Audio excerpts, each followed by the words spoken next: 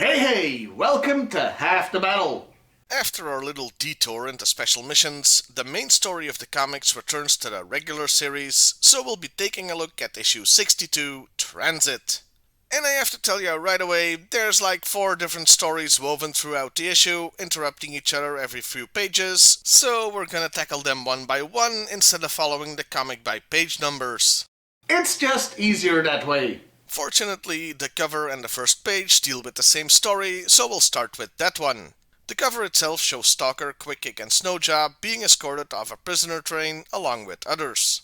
This does not bode well for our heroes. It's a good cover, but makes a mistake the comic seldom, if ever, makes, but one that the D-cartoon did all the time, namely sticking too well to the toy character models. Quick Kick is seen here with a sash that still has a throwing star on it, something I'm pretty sure the guards wouldn't just let him keep. Oh, right, quick recap. The Joes were sent to Borovia, a fictional country, to free an American prisoner, but when they got there, it turns out he had already been freed and they got captured. Outback was with them, but escaped. Anyway, the first page shows them being sentenced to 5 consecutive life terms at socially corrective hard labor, i.e. a gulag. And before we go on, I need to swing back to that character model stuff since I neglected it in the previous issues. In the last regular issue, the Joes are seen to wear black commando gear, but once they are captured, they all have their G.I.Joe outfits. I mean, Quick Kick has just taken his shirt off, maybe to check an injury, so that makes sense, but Stalker and Snowjob had their regular clothes on under all that black? That doesn't make any sense, especially not for Snowjob, who wears frickin' polar gear. Moving on. The Joes are led out of the courthouse and into a truck while protesters throw tomatoes at them. Though even the press points out this protest ain't all that spontaneous, confirmed when a government agent admonishes someone for not protesting hard enough. Also, the press point out how the Joes are dumbasses for trying to free a prisoner that was already free. Also, we get some racism thrown in. A little while later, they are on a train with other prisoners heading for the camp. Can you see the allegory yet? It's really subtle. Since 2 of them are injured, the other prisoners try to take their stuff, but Stalker fights one of them off, and the others turn on that guy.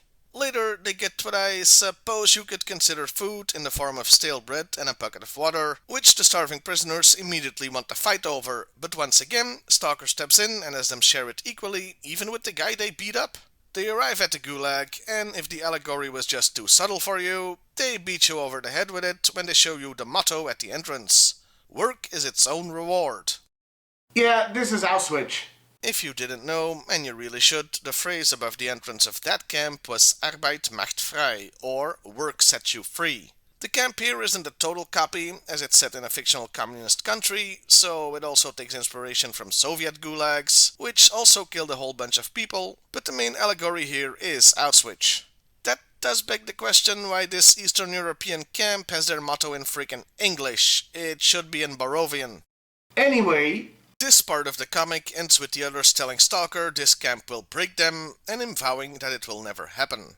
The next story is closely related to the first, and means we have to jump back a bit to where they got put on the truck, as this was being broadcast worldwide, with some of the other Joes seeing this.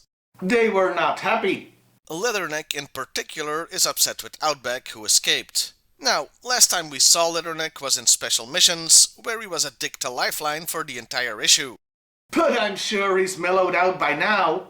They're interrupted by the arrival of the Tomahawk that drops off Outback. He does not get a warm welcome, but doesn't seem in the mood to talk. Leatherneck insists on talking though, and demands answers. He gets a knife pointed at his leather neck for his troubles. Good, it's about time the jerk faced some consequences. While knife crime is happening, they get a call from Grunt, who has left the Joe team to go to college, saying he wants in on any rescue mission since his old pal Stalker needs help. He's horrified to learn that there will be no such mission, official or otherwise.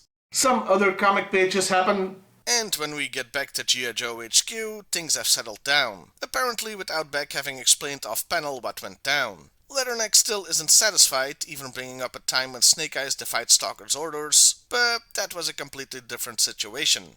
And this part of the comic ends with Gung-Ho, Tollbooth, and somebody we haven't seen before telling them to keep it down. I'm thinking it's supposed to be Hardtop.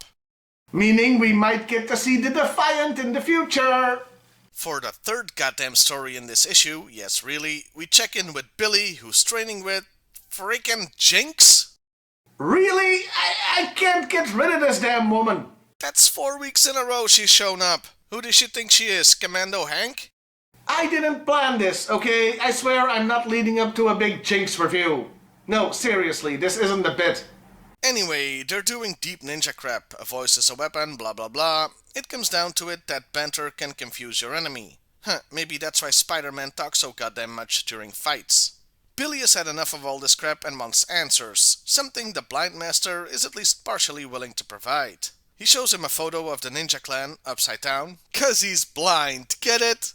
Hey, it's like the only point of levity in this issue, so I'll take it. The picture has the Blind Master before he was blind, a Master Swordsmith and his assistant, Baby Ninja Jinx, Storm Shadow, the Hard and Soft Master, and of course Snake Eyes. They're one big happy family, with Jinx actually being Stormy's second cousin. For other secrets, they'll have to go to San Francisco using his car. And now we have to switch to the fourth goddamn story in this single issue because it'll collide with the Billy bit. So, let's check in with Fred and Raptor. Yeah, remember them? The last time we saw them, Fred killed Cobra Commander. Yeah, I know, it's just a little detail, easy to forget.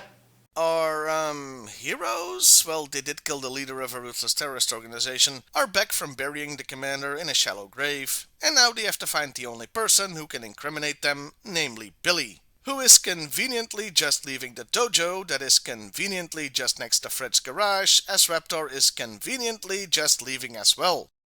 That's a lot of plot contrivances in just one sentence. Seriously, Raptor should check his glove compartment for a winning lottery ticket. He chases them, but the ninja sports car is more than a match for his BMW, and he complains his birds are getting carsick. You know, birds aren't known for being toilet trained.